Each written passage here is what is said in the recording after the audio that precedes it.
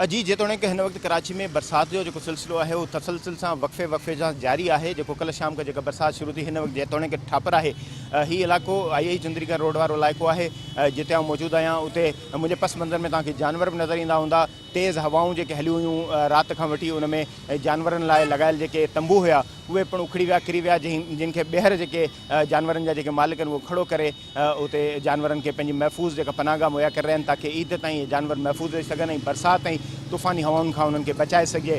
जेतोणीकि बरसाति खां पोइ जिते इंसामिया नज़र नथी अचे, जिते इहो कमु लोकल गवर्नमेंट जे चूंडियल नुमाइंदनि जो आहे, उहो सदाईं उन्हनि जा राग इहे ॿुधण में ईंदा आहिनि त खेनि फंड नथा मिलनि, पर उहे केस जेके आहिनि सूबाई सतह जा वणंदा आहिनि। ॻाल्हियूं सिर्फ़ु कराची शहर जूं कंदा आहिनि, पर कराची शहर में हिते गंदगी जो जेका सूरत हाल आहे, पाणी जो नेकाल न थियणु शहरनि जे लाइ अज़ाब बणियल आहे। उते माण्हुनि जे लाइ मुश्किलातुनि जो सबब सां गॾोगॾु जानवरनि जे लाइ मुश्किलात जो सबबु बणियल। हिते मुंहिंजे पस मंज़र में जेको तव्हांखे जिते जानवर नज़र अची रहिया आहिनि उते गंदगी जा ढेर नज़र अची रहिया आहिनि। गंदगी सबबु जिते माण्हू परेशान आहिनि उते जानवरनि खे पिणु जेको बीमारियूं लाइक़ु थी सघनि थियूं ऐं ईद जे लाइ क़ुर्बानी लाइ जानवर जेके वरी मूड़ी में ख़रीद कयल आहिनि उहे पिणु बीमारी जे सबबु बणिजी सघनि था। त इहा सूरत हाल आहे मजमूई तरह सां कराची जी हर रोड हर चौक मेन रोड हुजे चाहे अंदरियो रोड हुजे, समूरनि ते गंदगी जा जेके आहिनि उहे ढेर नज़र अची रहिया आहिनि ऐं इन इंसामिया नज़र थी अचे।